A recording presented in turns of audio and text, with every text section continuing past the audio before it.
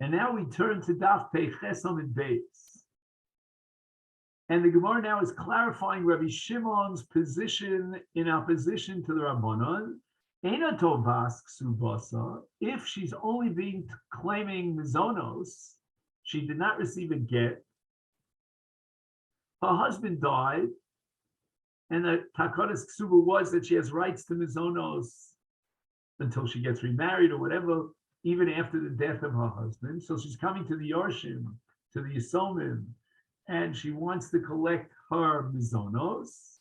She does not need to take a shvuah. In this case, says Reb Shimon, the Rabbanan alleviated the chi of shvuah in order to allow her to collect mizonos.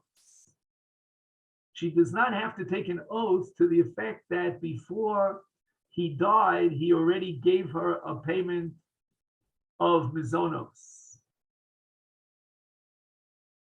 And all this is the interpretation of Rabbi Yirmiyah. Rabbi Yirmiyah says, "Kamifligi beplukta bechanan ubnei kohanim gedolim." So now we're going to learn a Mishnah at the end of Masechet Ksubis that records a machlokas between Hanan, one of the Tanoim, and the Bnei Kohanim Gedolim, Bisnan.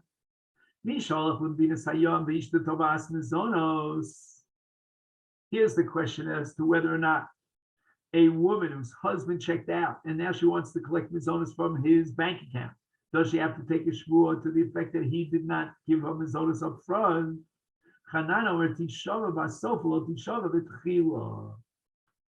It's only after the Ishus terminates, which is one of two things. Either her husband dies and she collects her ksuba, or alternatively, her husband divorces her through a shliach and she collects her ksuba.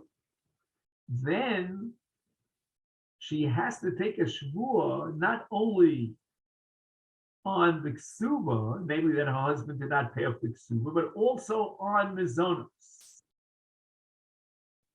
Now, I'm not sure exactly what the mechanics of Hanan is here. In other words, if she's only collecting mizonos and the marriage is not terminated, she doesn't need a shvuah, which would be Rabbi Shimon. But yet, when she takes the ksuba after the marriage terminates, she does have to take a shvuah even on mizonos.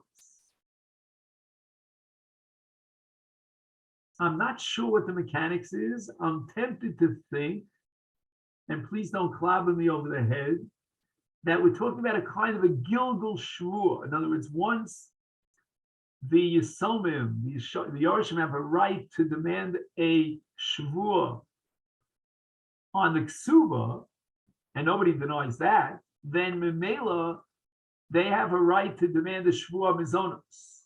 But that's only because the marriage is terminated. If the marriage is up and running and the ishus is still chai v'kayam and she wants to collect mizonos, then the Rabbanan alleviated her of any shvuah.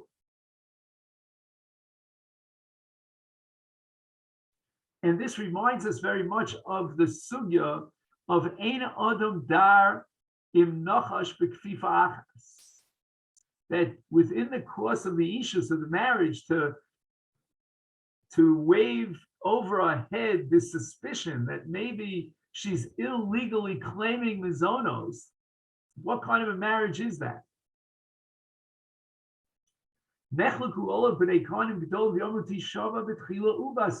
Whether she's coming to collect her mizonos within the framework of an ishus that's alive, up and running, or after the termination of the ishus, she's collecting her ksuba. In both cases, she has to take a shvuah. So b'tchila means when she's collecting mizonos in the absence of her husband, he's out there wherever he is, and then he died. And therefore, Reb Shimon kechanan Rabbanan kibnei kohanim gedolim. Maskif lo Rav Sheshes. This cannot be the interpretation of Reb Shimon, because now we get back to the diuk in the Mishnah that I asked you earlier to make note of. Yorshim mashbiyan also. What is the language of the Mishnah that Yorshin must be an also. That's not a proper meticulous formulation. It should have said Bezdin must be an also miboile. When she's coming to collect her mizonos during the lifetime of her husband, forget about the Yorshin. Leave out the Yorshin. Even if her husband's alive, she has to come to Bezdin and demand a payment that will allow her to go into the nechasim, into the bank account of the husband to extract her mizonos. For that, Bezdin is going to be mashbia her. So why does it say mashbia also Yorshin? El Rav Ashi, now he offers an alternative interpretation of Rav Shimon. Aha. Rav Shimon is disagreeing on the following din.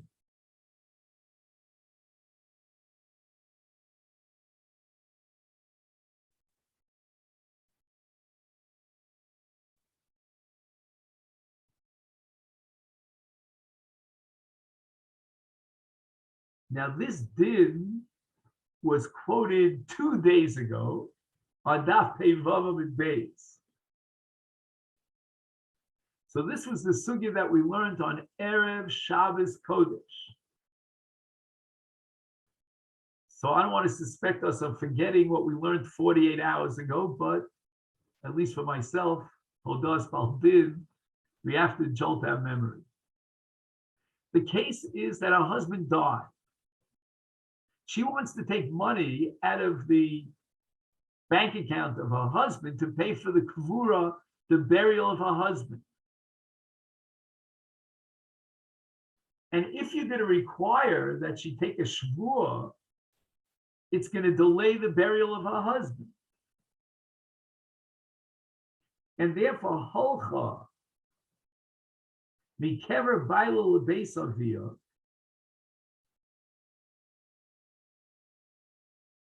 Now, the case here is that the Baal made a statement that she doesn't have to take a shvuah.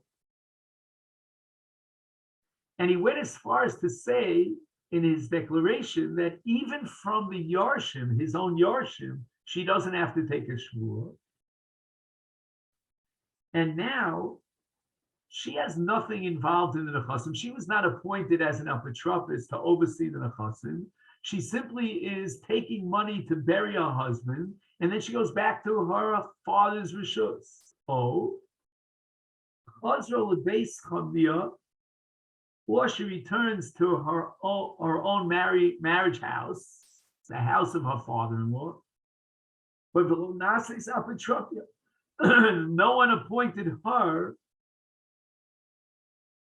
as the apotropis to supervise the nechasim, the estate of her late husband. And therefore, says the Mishnah, we're going to alleviate her of a shvuah because her whole involvement in the possessions, the estate, the property of her husband, is in order to bury her husband. And if you're going to impose a shvuah on her, she's going to have to bring witnesses, if she wants to exempt herself from the shvuah, that all the monies that she took out of her husband's bank account were all, every last penny, earmarked for the kavura of her husband, and she didn't pocket any extra money. In the meantime, you're delaying the whole kavura. However, the imnases apotropia, if on the other hand, she was appointed to be the supervisor overseeing all the possessions of her husband, all of his property, his entire estate after his death, then Yorshim Mashbian also. Ala Osid Lavo. In other words, Osid Lavo means after the death of her husband. There are 2 periods of time here. There's a period of time during her husband's life. On that, she doesn't have to take any shvuah. However, on monies that she was appointed as the overseer, the apotropsia, over these nechasim, and she starts taking nechasim out of her late husband's bank account, that's called the asid lavo, even though, so, and now she wants to, right? She wants to claim her ksuba or her mazonis, whatever she's claiming from the Yarshim. She has to take a shmua that she didn't mess around with any properties and pocket them any monies from her late husband, that she's an apotropos over the nechasim. And this applies even in a case where the father, when he was alive, he left a will and testament, a declaration that his wife does not have to take a shvua, not vis-a-vis the Yarshim. But ain't mashviros al masha omar. In other words, any hisaskus, any involvement in the possessions of her husband during his lifetime, that is meaningful, and it alleviates her from the shvua because the husband did so, and it's during his lifetime. Also, Rav Shimon Meimar says Rav Sheshes, on this point, we have the dissenting view of Rav Sheshes, of Rav Shimon. Calls Mashetovas Ksubasa. If she's coming to claim her ksuba from the Yarshim, these Yarshim must be an osa. And we're going to apply the principle of Habali Parmin, if say Yisom Lo Yiparel B'Shvua. But Eina Tovas Ksubasa, if she's not demanding her ksuba, even though she was appointed as an apotropis, Eina Yarshim must be an osa.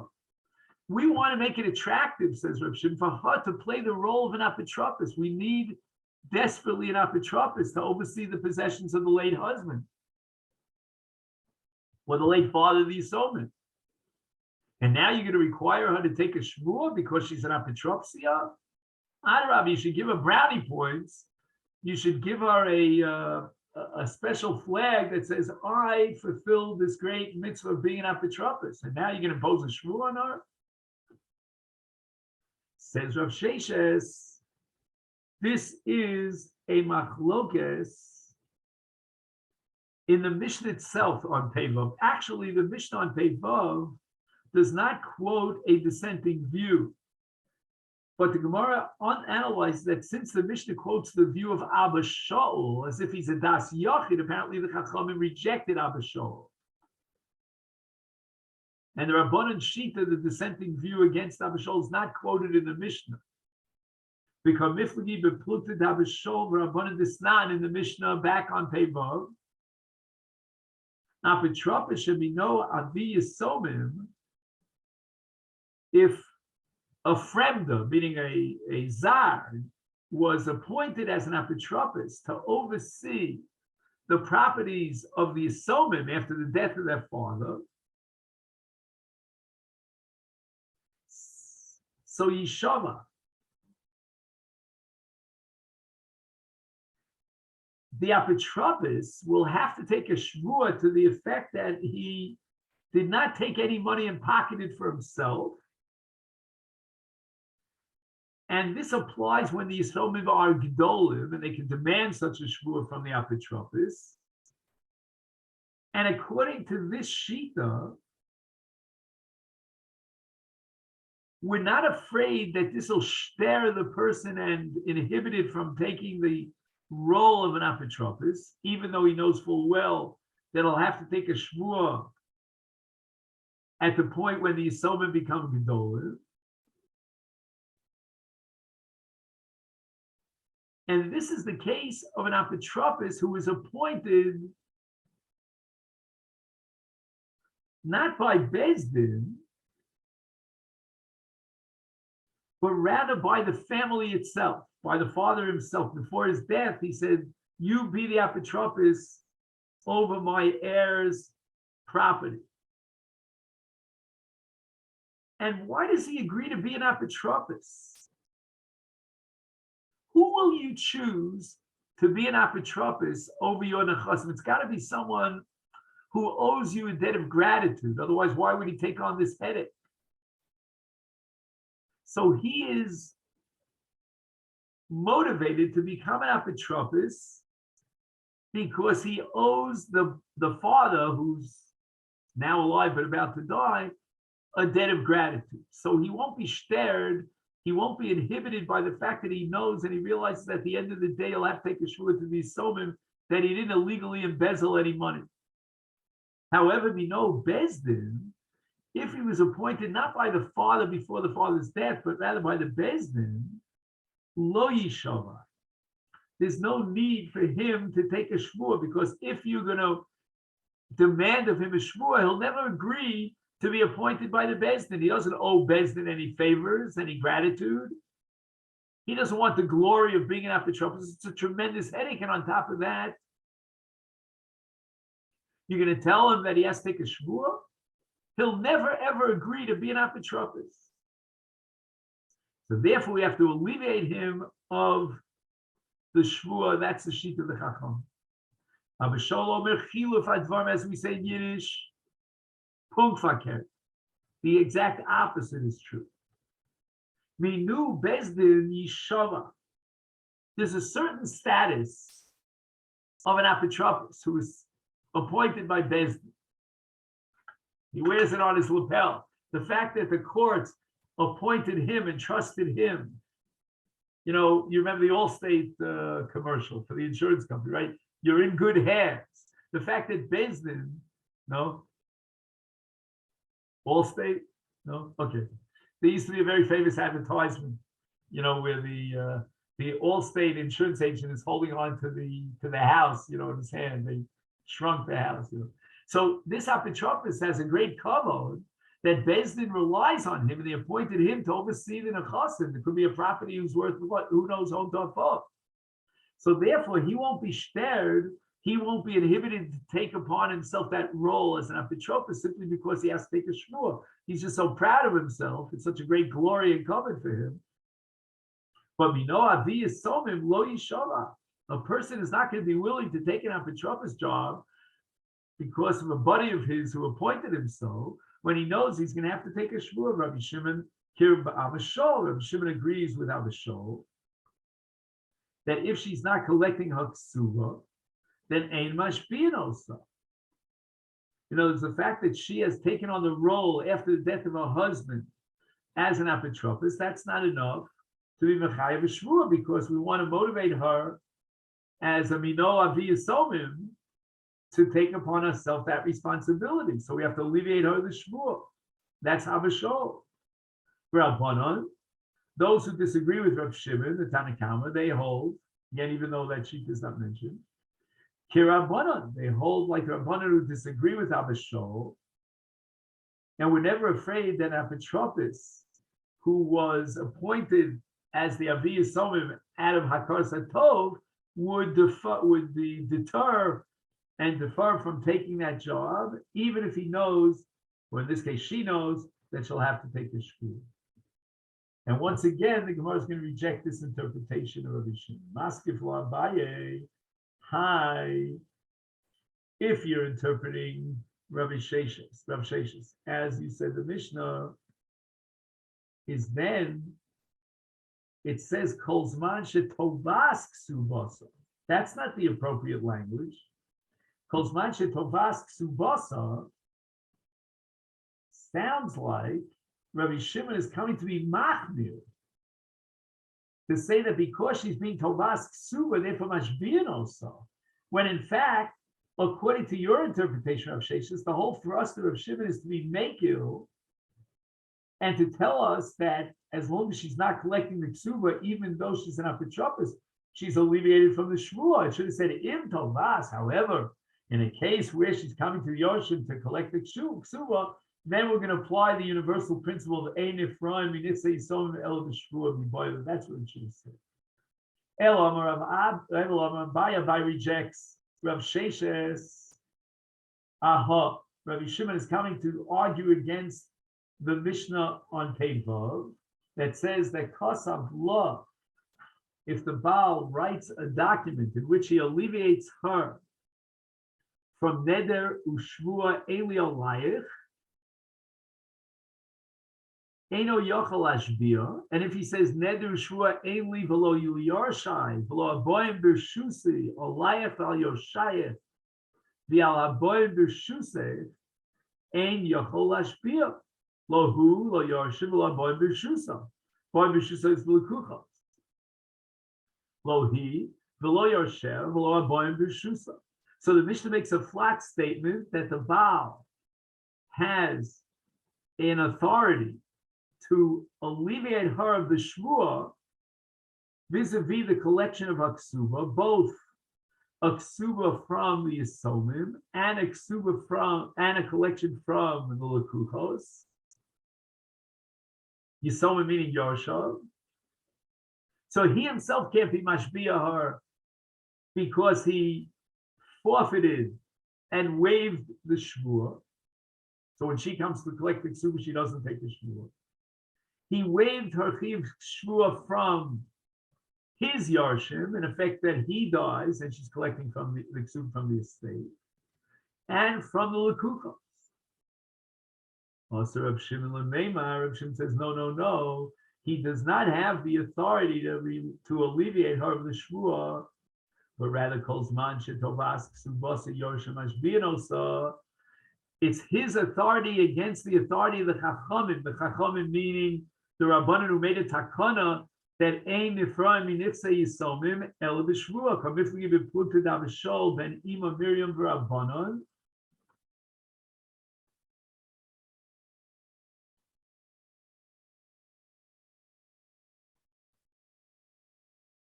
Okay, this is back on Daf Pei Zayin again, the Daf of yesterday.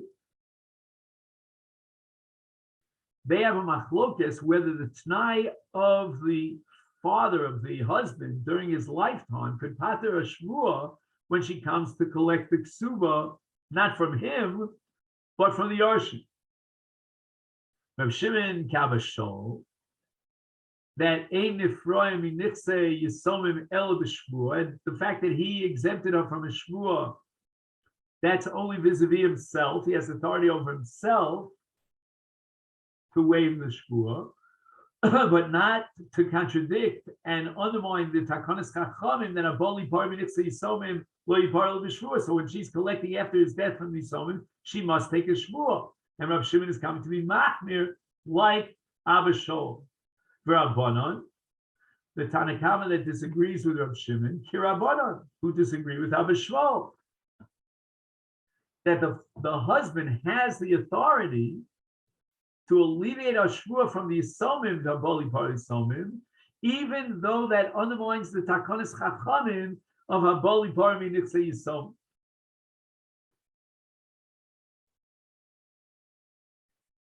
Now,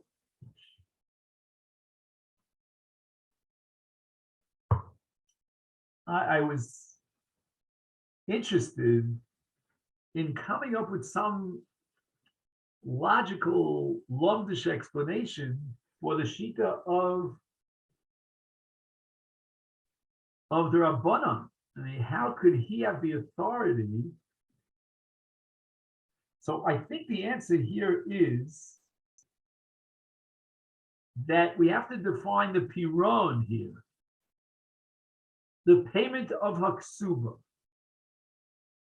Is it a direct relationship between her and the Yisomim? The father is out of the picture. The Yisomim now have stepped into the shoes of their father by inheriting his estate. Or no, the piron is really coming from the late husband, even though he's dead, but he was the one who was chayav b'ksuba. And the Yisomim were only sort of like a middle ground over here. And then Afkamina is going to be whether or not she must take a shvuah from the Yisomim. If she's coming to collect from the Yisomim directly, then ein nifroim minichse yisomim el b'shvuah. He can't change that. But if on the other hand, they're coming really to collect from the father, and the father in his lifetime alleviated her from the shvuah, then even after his death, she doesn't have to take the shvuah. Maskif lo Rav Papa ha'tenach. Part of this statement of Rav Shimon is going to make sense according to this interpretation of Abaye. And that is when Rav Shimon says Kol Zman Shetovas Ksubasa, Rav Shimon holds the Yoshim Amashbiyah, despite the fact that the husband, the father, in his lifetime patted up from the shvuah. And that statement is in disagreement with the Chachamim that maintain that she doesn't have to take a shvuah because the father, the husband, alleviated her from the shvuah. But then Reb Shimon went a step further and he says, Eina tovas ksubasa, which means that if she's not coming to collect the ksuba, then the Yorshim are not mashbir. Ma'ikol neighbor, what does that mean? If she's not coming to collect her ksuba, so what does it mean that you're alleviating her of a shvur? What do you mean? She's not even coming to collect. It's pure gibberish. Rav Papa says, you know what? I accept Abai's interpretation of the opening line of Reb Shimon, and therefore Kol Zman Shetovas Ksubasa Yoshim Ashbiyanosa, even though the father had alleviated her from the shvur. But we have to add another piece to Reb Shimon, and that is La Fuke Min Rabbi Lezer Umachlakuso. He's coming to disagree with both Rabbi Eliezer and those Tanoim that rejected Rabbi Eliezer. And he's a third Shita. What was the machlokas between Rabbi Eliezer and the Tanoim? And that was Pilcha ve'isisa, right? A woman weaves and produces a quilt which is sold on the market. She bakes and she sells her bread on the market. And the question is, in the course of this sale of these business transactions, did she pocket some money? And that's a machlokas tanoim as to whether or not she has to take the shvur, that she didn't pocket any money from Pilcha ve'isisa. Rebbe Lezer requires such a shvur, the Rabbanan say no. But they both agree that in a case where the Baal did not alleviate her of the shvur, the neder, then if she took the job as an apotropis, then we could be mashbia her at any point. And here Rabbi Shimon is disagreeing. And he says, Eina tovas ksubasa. What does that mean, Eina tovas ksubasa? If she's not coming to collect her ksuba, then there's no shvua that you can impose upon her based on apotropis. And that goes according to the shita that we discussed before, that in order to motivate her to accept upon herself the responsibility of being an apotropis will alleviate her of the shvua of an apotropis. And both Rabbi Eliezer and those who disagree with Rabbi Eliezer with regard to Pilcha ve'isisa, they both agree unanimously that when she takes the job as an apotropis, then we can be mashbia her. And on that, Rav Shimon says, no, in order to motivate her to take on that responsibility, we have to alleviate her from a shvur. And this leads us to the Mishnah on the bottom of Peichesam and Beis, which in Mirz Hashem will pick up tomorrow.